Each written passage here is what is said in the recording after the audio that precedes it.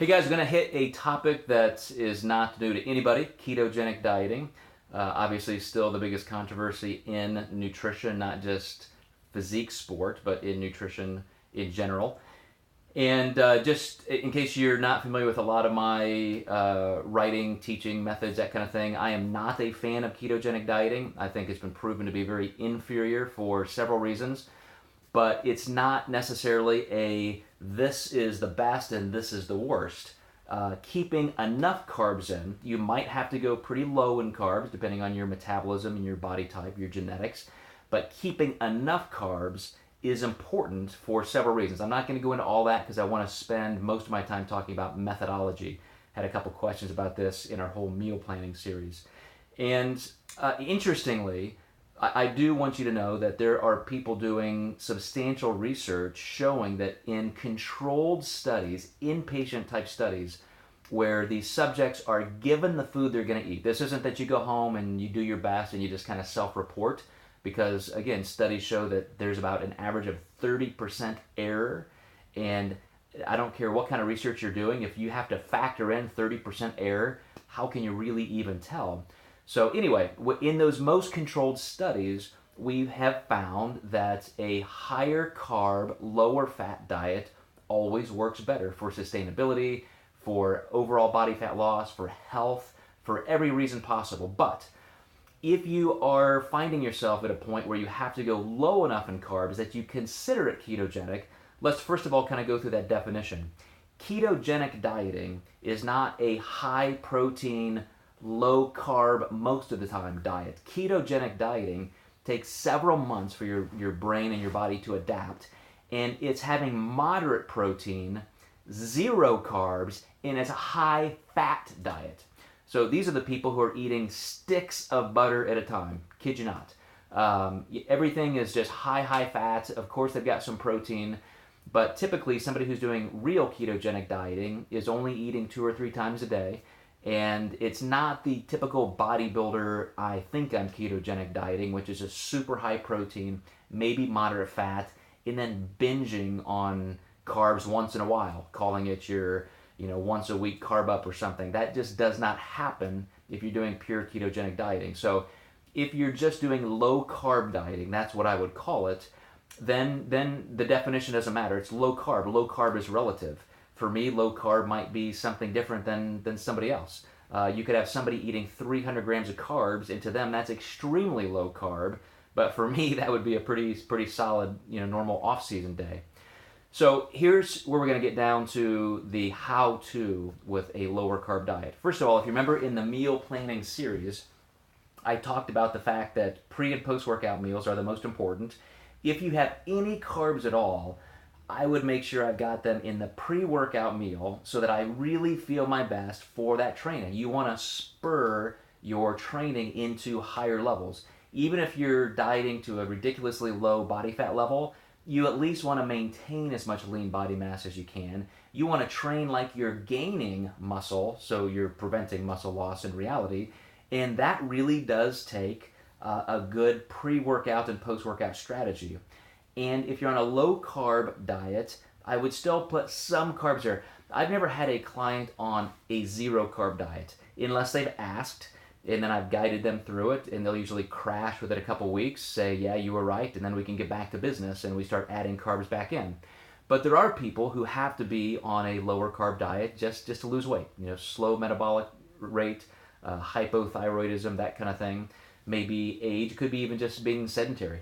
Not everybody being a physique athlete is going to be walking through our doors. We see a lot of people all over the world, throughout the entire spectrum of humanity. So I would always say have at least one meal a day that has a good starch component. So the lowest I would take a female in carbs would be about 50 to 60 grams a day. So I know they can get their fiber needs met. They're going to get 25, 30 grams of carbs from fibrous sources.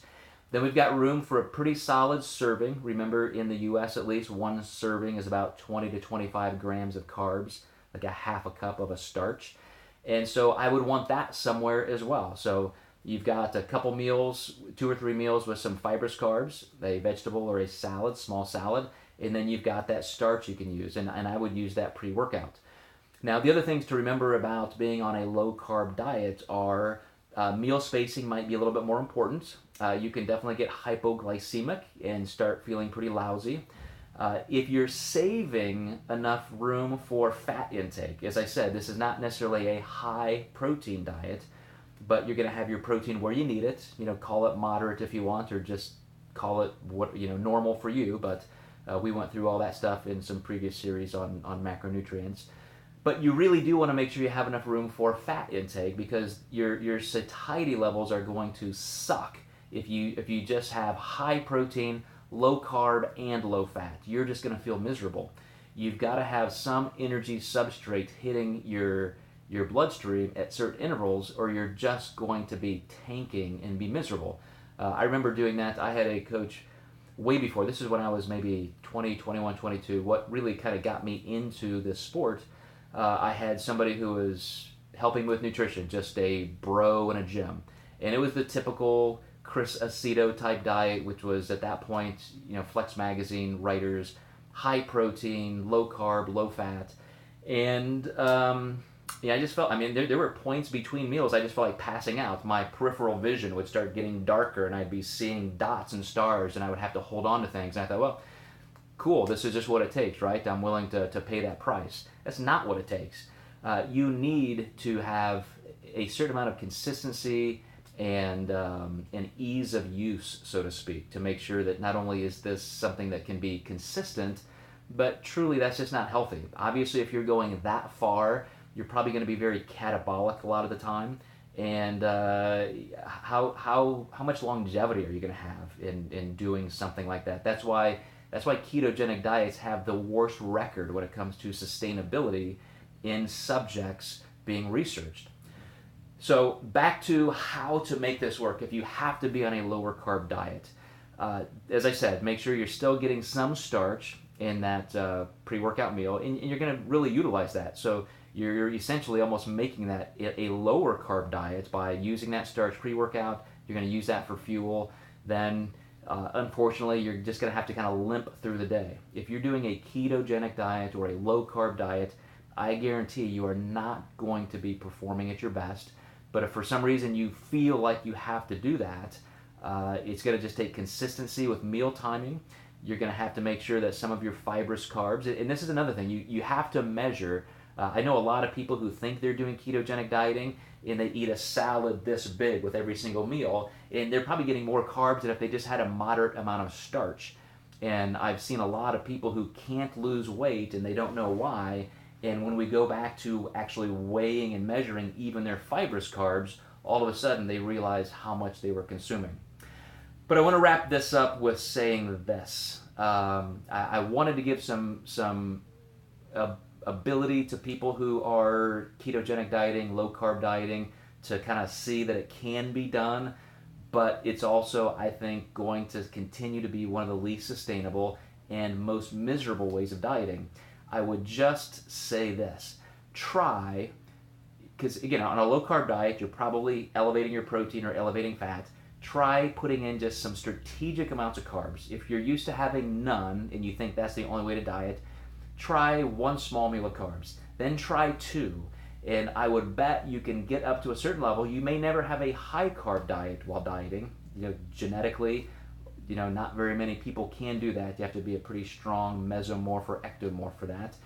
But I'll bet you would see that not only is it more sustainable, your strength goes up, your energy goes up, you feel better, and so therefore your effort and your actual work in the gym is just substantially higher, and your results therefore are better.